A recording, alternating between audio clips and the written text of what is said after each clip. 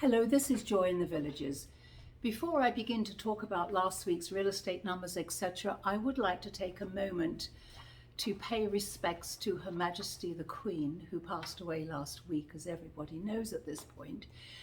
Being a Brit, English, I grew up with this woman in my life. I mean, she was always the Queen, the figurehead. And for so many of us who are British, it's quite a devastating blow to see this come about. I mean, we realise it's a rite of passage, but I remember my mother crying when the King passed away, and that was 70 years ago. And I remember my family were terribly upset, and here we are 70 years later. And for people my age, I mean, I remember the coronation when she was crowned. I was just a little girl.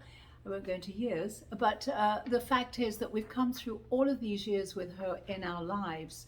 And so for many, many Brits, it's quite a devastating moment in time. So we can only say, may you rest in peace, Your Majesty, and thank you for all of the wonderful service and the loyalty that you showed the Crown, the British people, throughout the last 70 years. You are somebody to be admired for many, many, many years to come.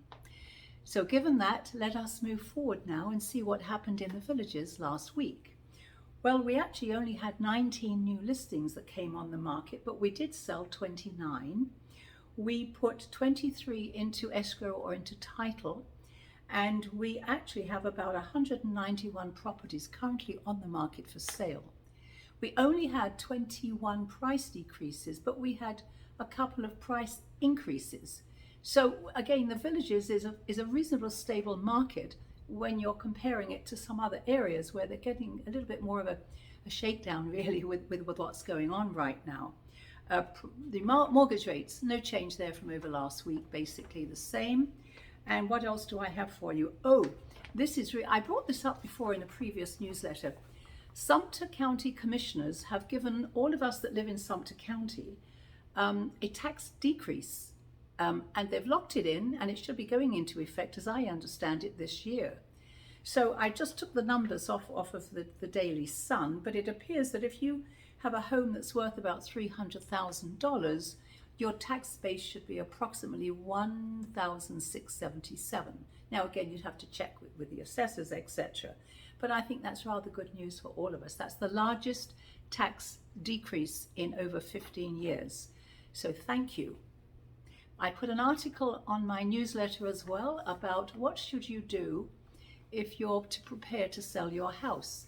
Now, taking listings on, and by the way, we have a brand new listing coming on, it's gorgeous, on Monterey Avenue in the villages. It's coming on the market tomorrow. Private sparkly pool, lovely exterior seating area, no bond, brand new roof, coming on at $479.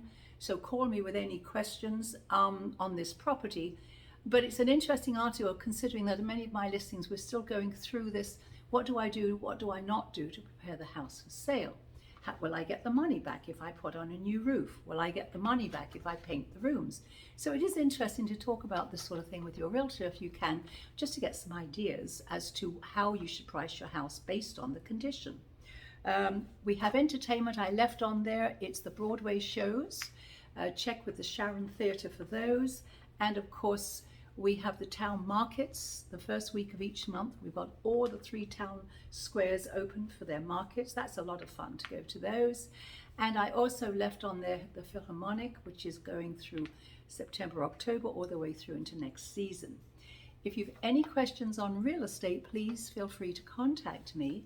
This is Joy Farrington with Berkshire Hathaway Home Services Florida Realty. You can reach me at 760-702-4657.